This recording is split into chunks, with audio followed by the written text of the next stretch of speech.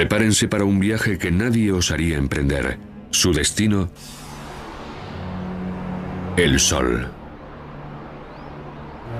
Por encima de la capa protectora de nuestra atmósfera, ustedes quedarían totalmente expuestos a las ráfagas de las radiaciones letales del Sol. Los rayos ultravioleta les abrasarían en cuestión de segundos. Luego llegaría el cáncer de piel y más tarde padecerían de cataratas en los ojos. Sus manos estarían tan calientes que podrían derretir plomo con solo tocarlo, incluso a la sombra. Sus pies quedarían completamente congelados. Nos dirigimos al abrasador corazón de nuestro sistema solar.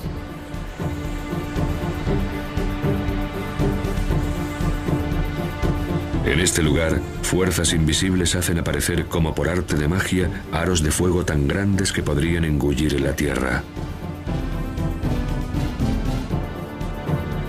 Donde las erupciones solares jalonan el cielo con explosiones de energía salvaje. Si colocáramos el planeta Tierra junto a una de ellas, se vaporizaría en cuestión de segundos. Estos haces de hidrógeno caliente tienen cierta similitud con la hierba que crece en el campo.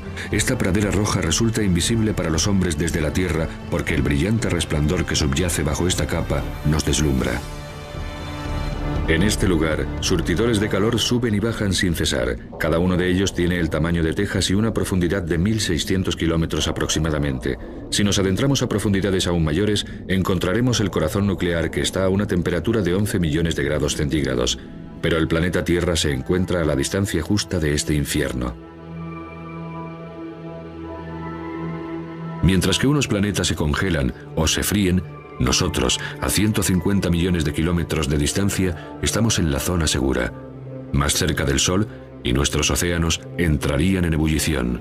Más lejos, y la Tierra sería un páramo helado.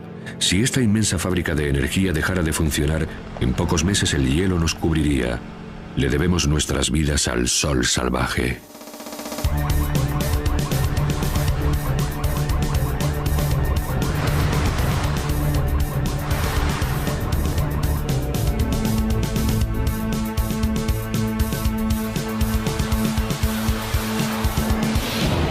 El indomable Sol. El Sol sustenta la vida sobre la Tierra. Su calor guía nuestro clima, arrebatando el agua a los mares y transportándola sobre los continentes. La lluvia y la nieve hacen de la Tierra un lugar adecuado para la vida. Pero nuestro Sol no es tan solo calor, es también luz. El milagro de las plantas es su capacidad de utilizar la luz del Sol para crecer. Durante su proceso de crecimiento dan lugar a otro milagro. A través de la fotosíntesis, las plantas convierten el agua y el dióxido de carbono en carbohidratos, que desprenden oxígeno. Al igual que las plantas, los animales también recolectan la energía del Sol. Hubo un tiempo en el que el calor del cuerpo de los animales fue luz solar. Sin ese calor, ciertas criaturas como los cocodrilos no tendrían la energía necesaria para digerir los alimentos. Una cámara de imágenes térmicas muestra estos puntos específicos. Las pequeñas jivas que presentan los caimanes en el dorso han evolucionado para poder absorber la luz del Sol. A través de la piel recogen el calor que posteriormente pasa a la corriente sanguínea. Si el estómago del reptil o cocodrilo estuviera frío, la comida se pudriría. A nosotros también nos gusta tumbarnos al Sol, y cuando lo hacemos, nos llevamos con nosotros algo más que un bronceado. Nuestra piel comienza fabricando los ingredientes que componen las vitaminas que necesitamos para sobrevivir, y para ello utiliza reacciones químicas desencadenadas por la energía que hay en la luz solar. Le debemos nuestra vida a esta colosal central de energía. El combustible que utiliza es el elemento químico más sencillo del universo, el hidrógeno. Ese gas más ligero que el aire que tiempo atrás elevó los dirigibles hasta el cielo. 1937. 70 toneladas de hidrógeno hicieron volar al Hindenburg sobre Nueva Jersey. Pero de repente saltó una chispa.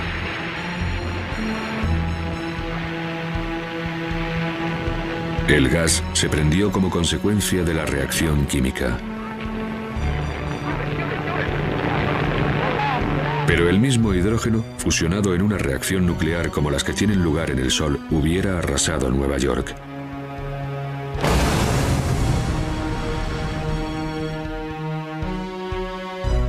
Por este motivo, es mejor contemplar el Sol desde una distancia prudencial.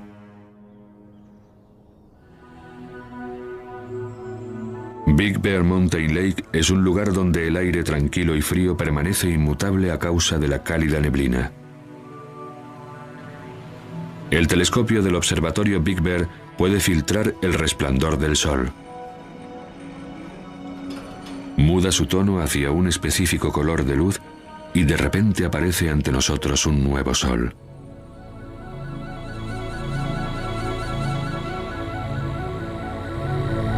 De este Sol, que ya no es un disco cegador, tan solo vemos ahora la luz que desprende el hidrógeno caliente, y entonces todas sus características aparecen ante nuestros ojos. Estas marcas características reflejan el estado de ánimo del Sol, ánimo que a su vez tiene su repercusión en nuestro planeta Tierra. Esas diminutas manchas redondas son zonas más frías, zonas del Sol que flotan en medio de una superficie en ebullición. Las erupciones solares son heridas que se abren y brillan con más fuerza y calor en la luz del hidrógeno.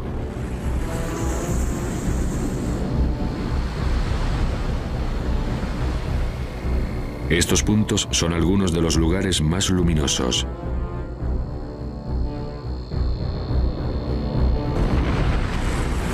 Los inmensos filamentos son bucles de gas que salen a la superficie trazando arcos.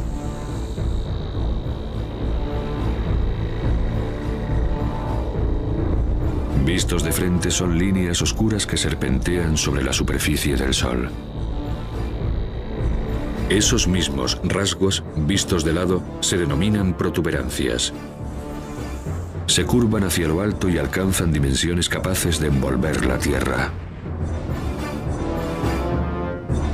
Los secretos del Sol se ven traicionados por toda la gama de radiación que esta enorme estrella envía al espacio.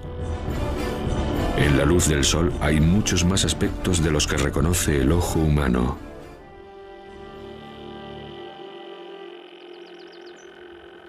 Gracias a Internet ya no es necesario un telescopio para estudiar el Sol. El catedrático y escritor Ken Lang trabaja desde su hogar en Boston. Ha consagrado la mayor parte de su vida profesional a investigar qué es lo que hace brillar al Sol. El secreto reside en la capacidad del Sol para comprimir los átomos de hidrógeno hasta el punto de que estos se fusionan entre sí y dan lugar al helio. El Sol brilla gracias a la fusión nuclear, a la fusión de 4 átomos de hidrógeno en uno de helio. En primer lugar, un átomo de hidrógeno se fusiona con otro, luego con un tercero y por último con un cuarto. Pero el helio pesa menos que los 4 hidrógenos que se necesitaron para formarlo. Por este motivo, el resultado de esa fusión es menor que lo que se utilizó para lograrla. La diferencia de masa es la energía que enciende el Sol. Unos gramos de materia se transforman en energía en una bomba de hidrógeno. Pero cada segundo, el Sol desprende la misma energía que 1.000.000 de bombas de hidrógeno. Además, existe una fuerza que impide que el Sol se desintegre en partículas: la gravedad. Es lo suficientemente fuerte como para mantener el monstruo nuclear a raya. La gravedad comprime el Sol y hace que arda en su interior. Las partículas se mueven más rápido y la fusión nuclear se desarrolla a un ritmo más veloz, lo que produce una presión exterior que hace que el Sol se expanda y vuelva a enfriarse otra vez. Pero cuando la fusión obliga al Sol a expandirse, la gravedad vuelve a demostrar su poder. El núcleo se calienta y la fusión nuclear aumenta. Y así, el péndulo oscila sin cesar entre la gravedad y la fusión como si de un tira y afloja se tratara, pero ninguna de las partes vence jamás.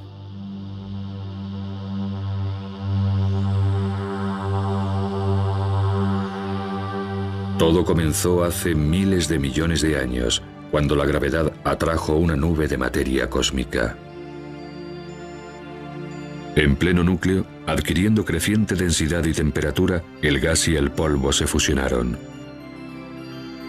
Los cometas se dirigieron a toda velocidad hacia el Sol recién nacido. Hoy, el telescopio espacial Hubble observa cómo se desarrolla el mismo proceso en toda la extensión del cielo. Nuestro Sol no es más que una de entre miles de millones de estrellas. El Hubble se acerca a ellas y nos muestra astros de todas las edades en un ciclo vital que los une a todos, ya que de las estrellas nacieron otras estrellas.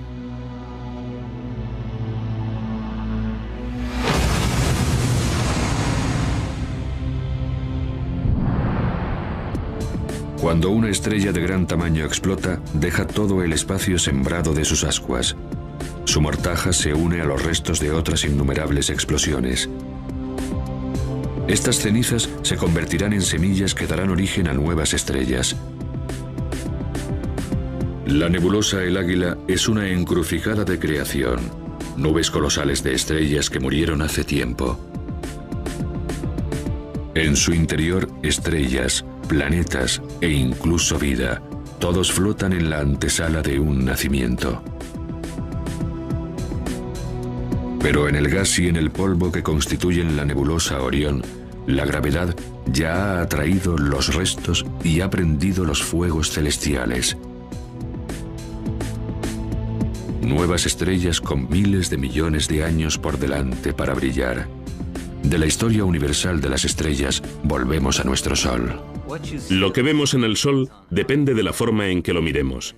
Además de los colores visibles, existen invisibles rayos X, rayos ultravioleta e infrarrojos y ondas de radiación. Las partes más interesantes del Sol se encuentran en longitudes de onda invisibles y nos ofrecen una nueva perspectiva. Como cuando sintonizamos un televisor que acabamos de comprar, cada nueva longitud de onda nos proporciona una imagen diferente. Puesto que la atmósfera absorbe la mayor parte de esta radiación invisible, para verla enviamos ahí arriba los satélites. 5, 4, 3, 2, 1... Cabo Cañaveral, diciembre de 1995. Y el vehículo habla. El satélite SOHO se encuentra en una posición muy especial en el espacio, a más de 1 millón de kilómetros de distancia, donde la atracción gravitatoria de la Tierra es tan fuerte como la del Sol. Este puesto de observación del Sol, que funciona gracias a la energía solar, queda equilibrado entre las dos fuerzas gravitatorias. Este es el Goddard Space Flight Center de la NASA.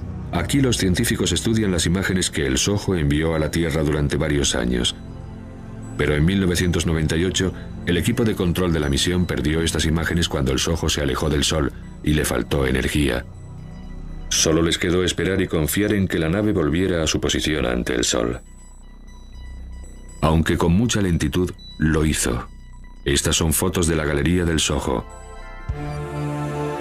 Si nuestros ojos pudieran captar la radiación ultravioleta, el Sol tendría este aspecto.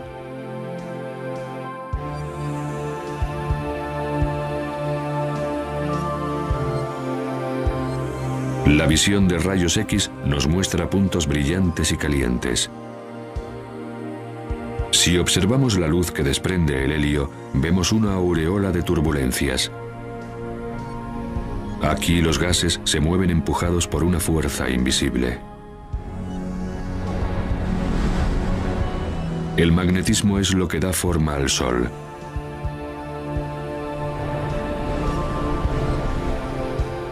Los dibujos que vemos en esta estrella son idénticos a las líneas de los campos magnéticos que circundan un imán en la Tierra. El magnetismo moldea, da forma y limita todo lo que vemos en el Sol. También activa potentes explosiones y calienta la corona solar. Un magnetismo invisible regula el Sol. En el Sol, la temperatura es tan alta que sus átomos de hidrógeno explotan en pedazos. Lo que queda es el plasma, un fuego en ebullición de partículas con carga eléctrica. Y donde hay magnetismo, el plasma gira sin cesar. En este lugar nada permanece tranquilo. Este embravecido torbellino es un tornado solar de unos 1.600 kilómetros de envergadura. Y bajo la brillante superficie visible, la convección desprende inmensos surtidores de plasma desde la olla a presión que se encuentra en la parte inferior.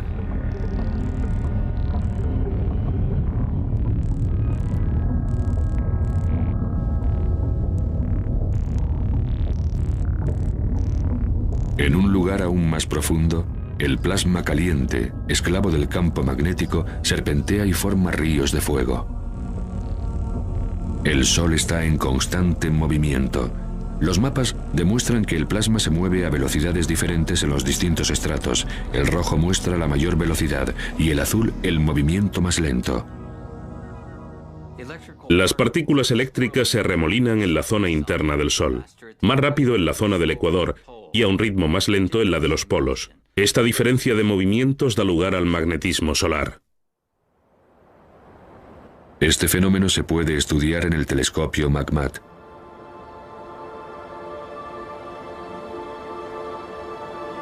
El corazón de este observatorio es una oquedad excavada en una colina con un espejo en su parte superior. Don Jennings ha venido aquí para estudiar el magnetismo solar. Aunque nunca tendrá una influencia directa sobre la Tierra, no le detendrá.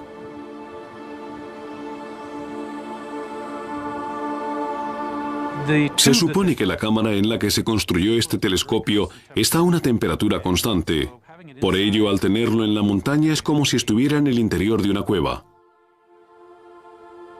El aire que se encuentra en el interior de la cámara no presenta una agitación tan grande, por lo que ofrece una imagen más nítida. La parte superior cuenta con un espejo que atrae el sol y envía un haz de luz 100 metros más abajo hacia una de las laderas de la montaña, donde otro espejo lo recoge, lo concentra y forma una imagen justamente donde hemos instalado todo nuestro instrumental.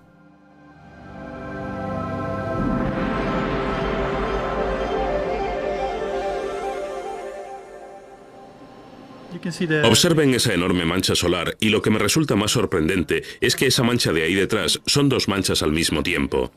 No solo una. Ah, sí. ¿Y cómo tenemos previsto trasladarlas al mapa? Pondremos la señal aquí. El trabajo de Don y Pedro Sada consiste en elaborar mapas del magnetismo. Es un trabajo arduo. La orografía y las manchas solares cambian sin cesar. Las manchas solares son lugares donde el magnetismo es muy fuerte y la actividad en la superficie solar muy intensa. Queremos estudiar la estructura de los campos magnéticos en la región de las manchas solares y también ver cómo va cambiando de hora en hora o de día en día. Para estudiar el cuerpo más caliente que existe en el sistema solar, deben trasladarse al otro extremo de la temperatura.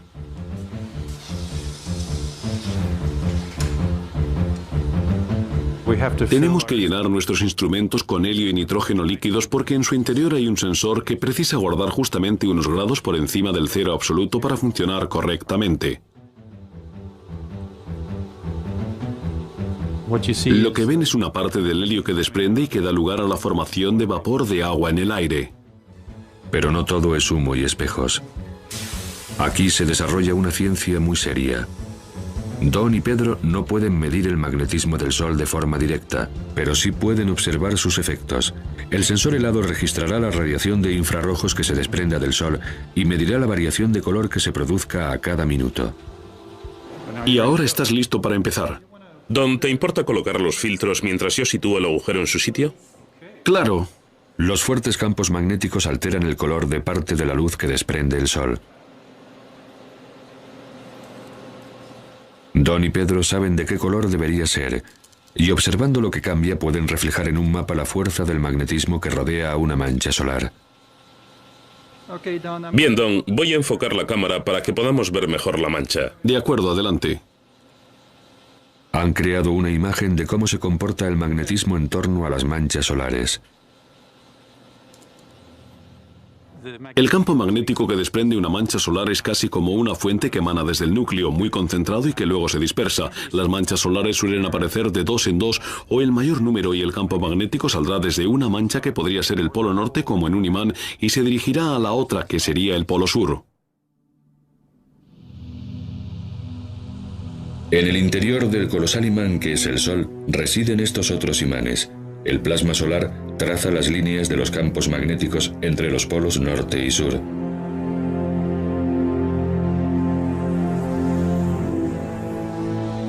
Cuando aumenta la actividad en el Sol, el magnetismo se hace más complejo.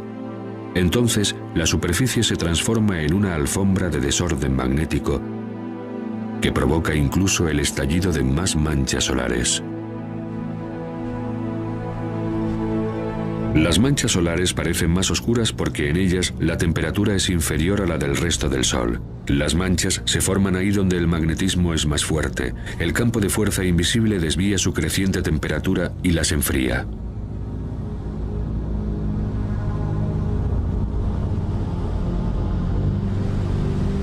Si pudieran situarse en el centro de una mancha solar, comprobarían que está ligeramente hundida, que tiene una forma similar a la de un plato.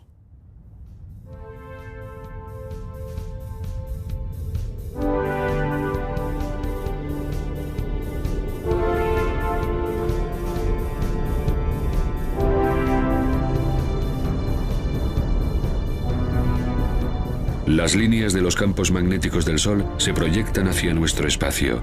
En ocasiones, su trayectoria aparece trazada por gases calientes que forman bucles gigantescos.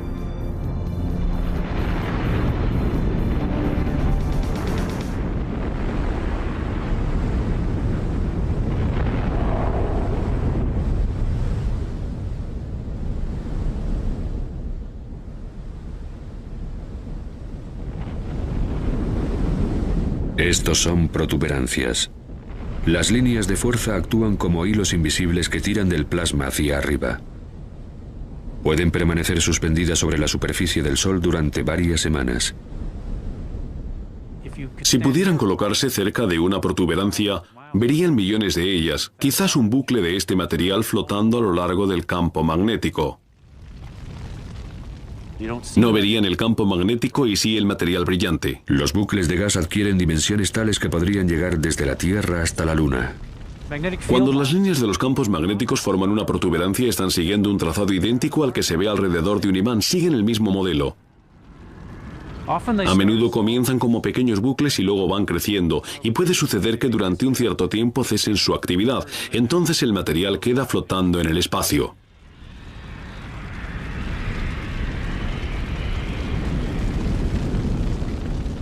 Una colosal onda solar arroja millones de toneladas de partículas.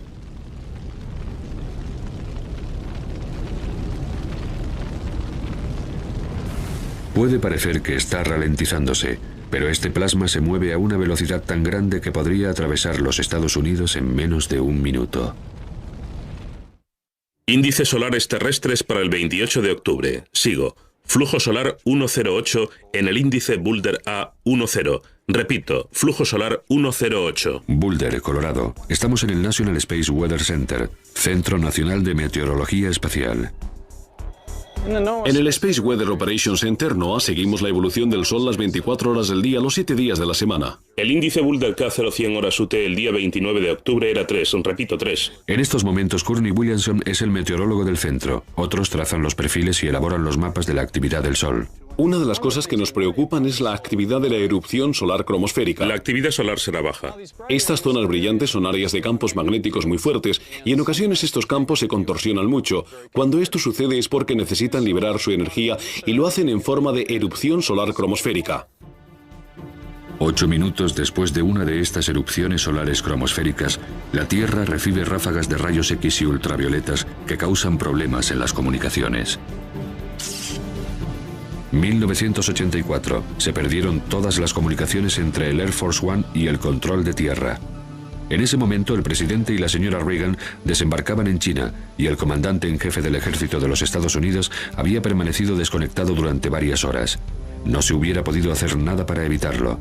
Incluso las comunicaciones por satélite se vieron afectadas. Durante una tormenta solar, los rayos de energía elevan a temperaturas increíbles la atmósfera exterior de la Tierra. El aire poco espeso se expande y arrastra hacia un nivel inferior a los satélites que en condiciones normales deberían orbitar a mayor altura. Pero las erupciones solares cromosféricas no son el único resultado. Las protuberancias pueden aparecer como brillantes bucles en el borde solar. Pero si las miramos de frente, adquieren el aspecto de finas vetas negras. Entonces reciben un nombre distinto: filamentos. Esas líneas oscuras se denominan filamentos. Se encuentran en una zona muy elevada de la atmósfera solar y en ocasiones proceden de erupciones solares. Cuando surgen se trasladan gracias al viento solar y se propagan hacia la Tierra. El viento solar es una corriente cargada de partículas procedentes del Sol.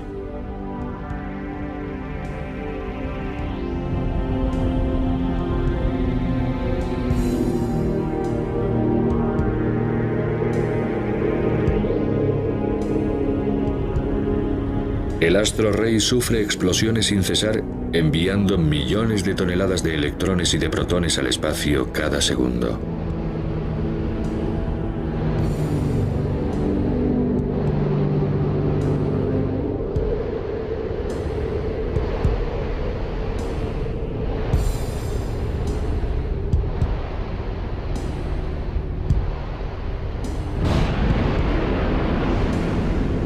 La primera pista de la existencia de este viento nos la proporcionaron hace décadas los cometas.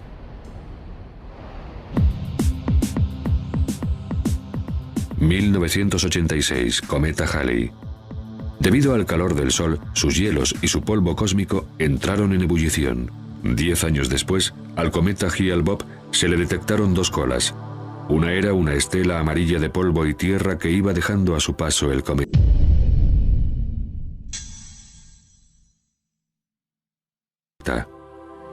La otra, de un tono azul eléctrico, un gas resplandeciente cargado de partículas, y al igual que una manga que mide la intensidad del viento, flotaba en dirección del viento solar.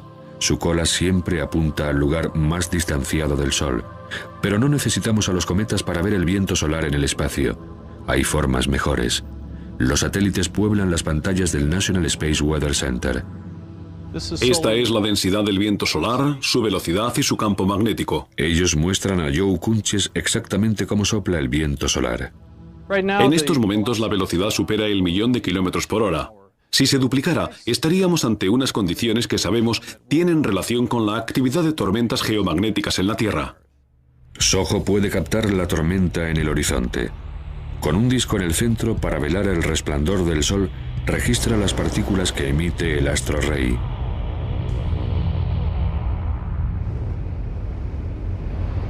Cuando impactan en el sensor de la cámara y brillan.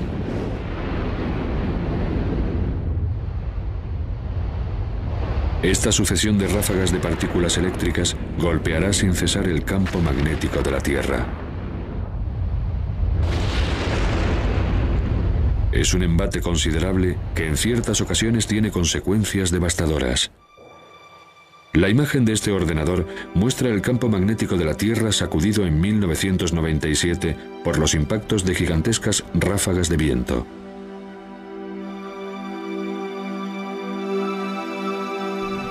El campo, por lo general tranquilo, que en las imágenes aparece de color gris, sufre violentas sacudidas a medida que las oleadas de partículas lo golpean. Estas ráfagas podrían acabar con nuestros sistemas de suministro eléctrico. El salvajemente cambiante campo magnético actúa como una dinamo y genera electricidad adicional en los cables. Pueden ocurrir dos cosas, que los circuitos se activen o que se caigan. Quebec, 1989. Esta mañana en Quebec, 6 millones de personas despertaron incrédulas envueltas en la oscuridad. Los empleados de Hydro-Québec no están seguros, pero opinan que el sol fue el causante del apagón.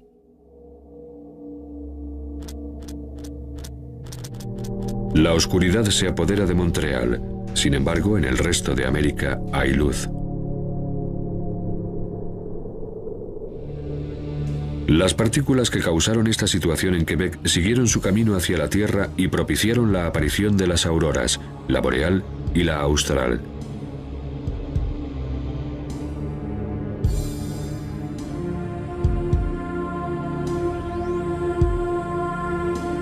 Los electrones caen en cascada a toda velocidad hasta las líneas del campo magnético de la Tierra. Al igual que sucede con la electricidad, que hace que el gas que hay en un tubo de neón brille, al colisionar con el oxígeno de nuestra atmósfera, los electrones emiten un resplandor.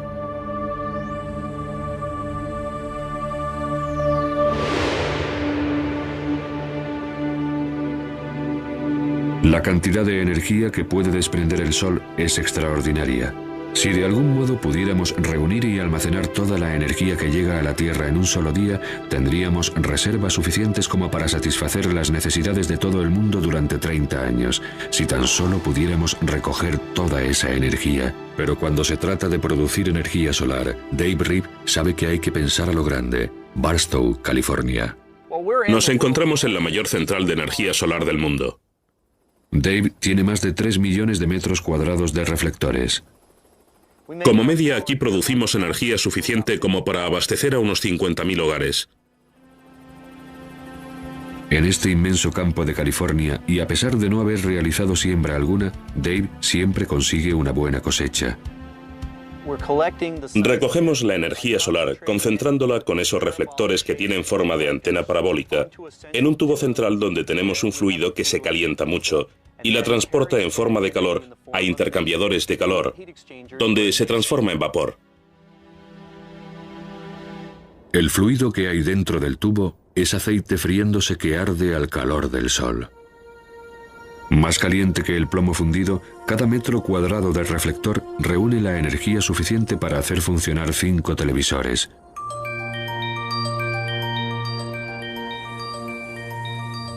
Y de la luz solar pasamos a la luz eléctrica. Pero a pesar de haber conseguido coordinar 500.000 de reflectores para perseguir al sol por todo el cielo, a Dave aún se le escapan algunos de sus rayos. Hemos de contar con unos 30 días nublados al año y más parcialmente nublados. Aún así, nos queda una gran mayoría de días claros y soleados.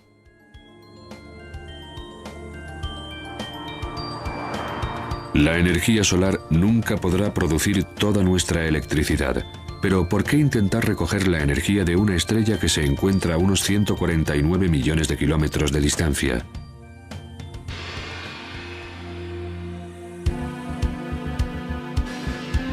Algunas personas prefieren una un poco más cercana.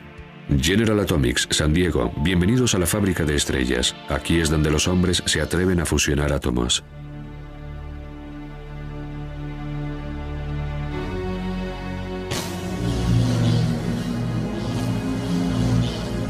En cierto sentido somos como una fábrica de estrellas en miniatura. Producimos aquí algunas cosas muy calientes, más calientes que cualquier otro objeto sobre la faz de la Tierra.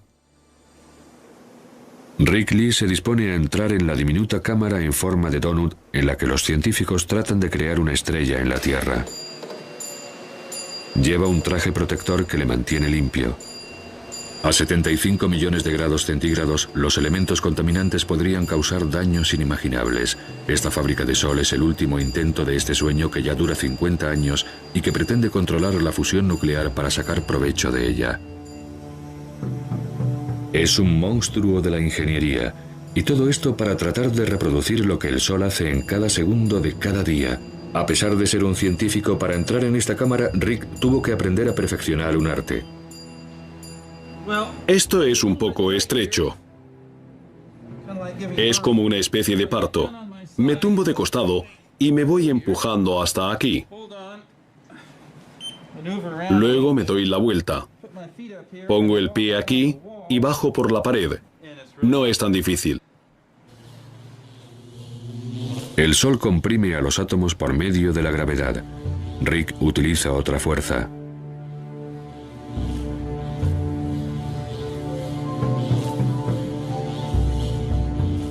Vamos a utilizar unos campos magnéticos muy fuertes para comprimir estas partículas durante el tiempo suficiente como para que se fusionen, como si de una botella magnética se tratara.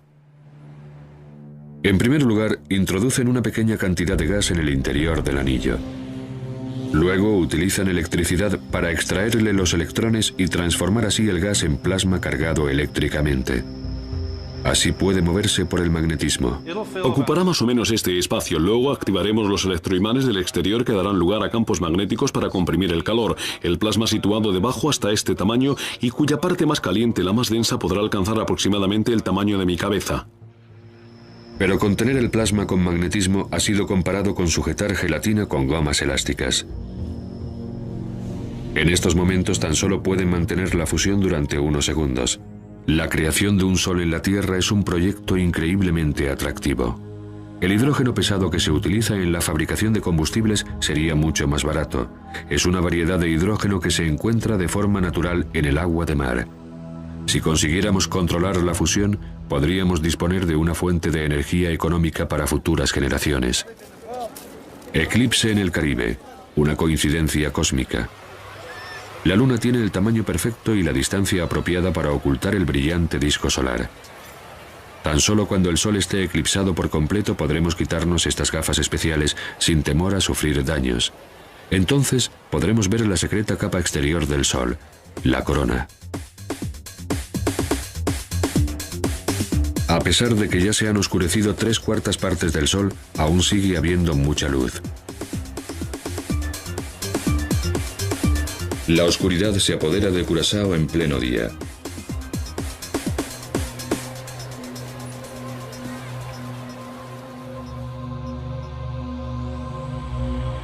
La luna va devorando los últimos segmentos de sol.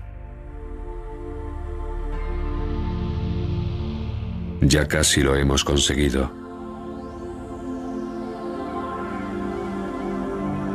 Ahora que hemos velado el resplandeciente brillo de nuestra estrella, la corona, refulgente capa exterior del Sol, se hace visible.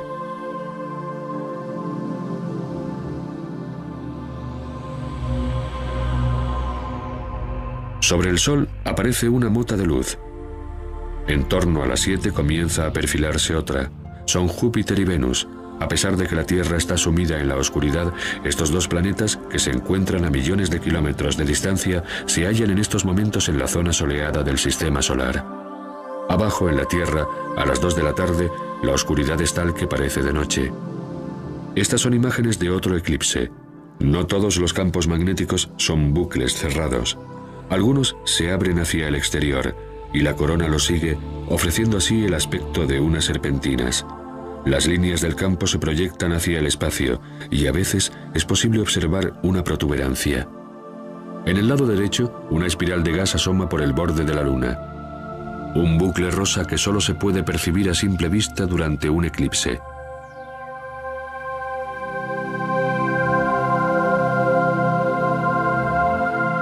Pero el eclipse del Caribe termina en unos minutos y adquiere el aspecto de un anillo de diamantes cuando los primeros rayos del Sol atraviesan los valles de la Luna.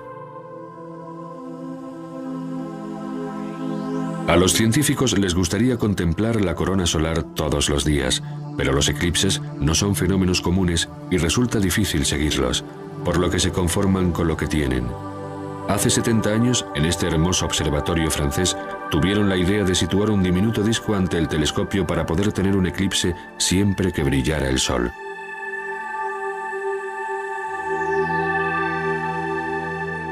Así ven lo que ocurre en torno a los bordes del Sol. Durante 2 semanas, las protuberancias aparecen y desaparecen, y las emisiones de partículas llenan la corona y se internan en el viento solar. Esto le confiere al Sol un halo rojo.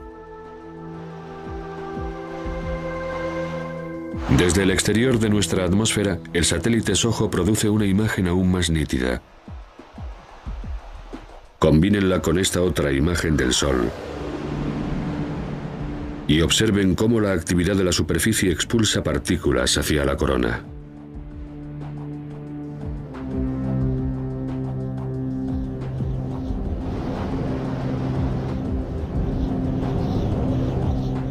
Pero la radiación y los vientos no son las únicas cosas que proceden del Sol. Del núcleo solar salen a borbotones unas diminutas partículas, los neutrinos. Consecuencia de la fusión, funcionan como el tubo de escape de un automóvil que puede decirnos cómo se comporta el motor nuclear. Sudbury, Ontario. Este es el Solar Neutrino Observatory, Observatorio Solar de Neutrinos.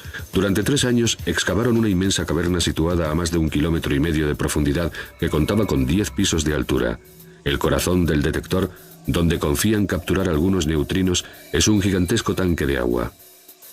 Si nuestros ojos pudieran percibir los neutrinos, observaríamos que caen con mayor fuerza que la peor de las tormentas imaginables.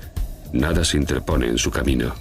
Atravesar casi 2 kilómetros de roca no es nada para estas partículas imparables. Para realizar este experimento se necesita una cantidad de agua pesada valorada en 54.000 millones de pesetas. Como no pueden permitirse ese desembolso, la han pedido prestada. Allá van otros 1.000 millones. Para el experimento se utiliza agua pesada porque desprende un diminuto destello de luz cuando es alcanzada por un neutrino. Y ese resplandor es lo que los científicos buscan. Reacciones nucleares diferentes dan lugar a distintos tipos de neutrinos. El tipo de neutrino y su número son sólidos indicadores que nos informan con precisión de las reacciones que están teniendo lugar. Ningún otro experimento puede decirnos tanto del núcleo del Sol. Cada segundo pasan por la punta de mi dedo unos 100 billones de neutrinos.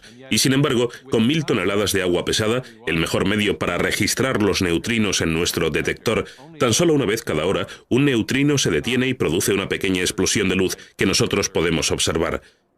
Si nos colocamos, como es nuestro caso, a 2070 metros bajo tierra, tenemos una gran profundidad de roca para proteger a nuestro detector de los rayos cósmicos. De lo contrario, si nuestro detector estuviera en la superficie terrestre, brillaría como la aurora boreal.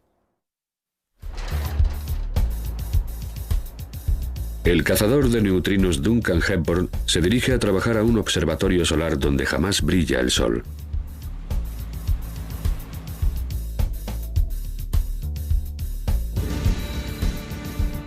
Pero además de descubrirnos los secretos del núcleo solar, este experimento también nos permitirá averiguar cosas sobre los neutrinos en sí mismos. Si saben esto, es que están en camino hacia el último destino del cosmos. Es necesario que el Neutrino Observatory sea una máquina muy limpia. Todo en el mundo es radiactivo en cierto grado, aunque a un nivel muy bajo. Y nuestra única defensa es mantener el lugar extremadamente limpio para que no haya polvo en el detector. Este laboratorio subterráneo está más limpio que un quirófano. Duncan tiene que lavarse a fondo. Todo el que entra se da una ducha. El mecanismo para detectar un neutrino es el siguiente: procede del Sol, lo atraviesa la Tierra y entra en nuestra agua pesada. El agua pesada. Sus átomos de hidrógeno tienen un neutrón más, y precisamente ese neutrón es el objetivo. Si un neutrino impacta con él, del choque se desprenderá una partícula dotada de alta velocidad. Piensen en un juego de billar en el que de repente una bola se moviera muy rápido. Esto produce una especie de estela en forma de cono de luz azul. Entonces tenemos 10.000 sensores de luz alrededor del agua pesada, especialmente preparados para captar la luz azul y medirla.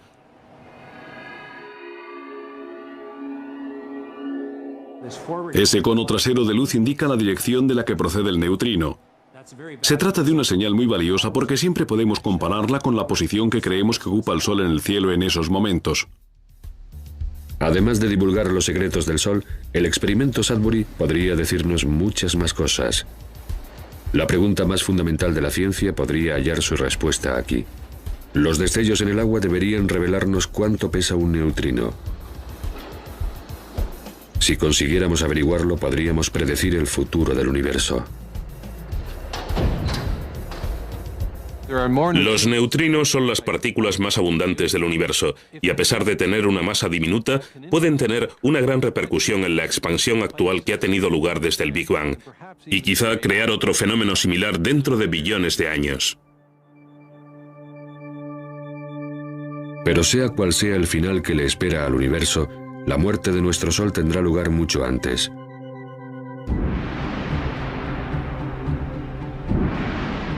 Dentro de 3 billones de años, cualquier vida terrestre estará condenada a morir abrasada. El Sol perderá su equilibrio y las escamas oscilarán con violencia entre la fusión y la gravedad. El hidrógeno restante se moverá hacia el borde solar y estallará mientras el núcleo de helio arde produciendo un resplandor mayor que el que haya conseguido jamás el hidrógeno. A medida que vaya aumentando el tamaño del Sol, los planetas más cercanos a él se consumirán y las capas de hielo de Marte se derretirán.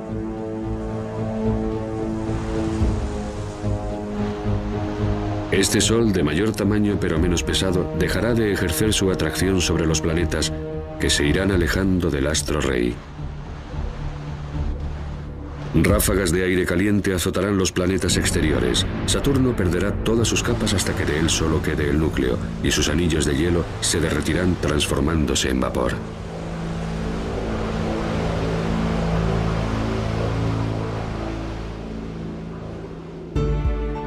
Júpiter, que una vez fuera un planeta colosal, sufrirá una lección de humildad y se verá eclipsado por su luna, Europa, en la que la lámina de hielo se ha derretido y donde los océanos comienzan a crecer. Este sistema solar será irreconocible. El Sol se irá devorando a sí mismo hasta quedar reducido a una pequeña mancha blanca y se alimentará de las cenizas básicas de su previa fusión. En esta fase final, arrojará inmensas oleadas de polvo y su mortaja se extenderá sobre los planetas que antes giraron a su alrededor. La arena del reloj se ha terminado para este sistema solar. El Sol, que en un tiempo alimentó y dio la vida a sus hijos, ahora los consume y arroja sus cenizas al viento cósmico, donde se reunirán para formar nubes de las que podrían surgir nuevas estrellas, nuevos planetas y quizás nueva vida.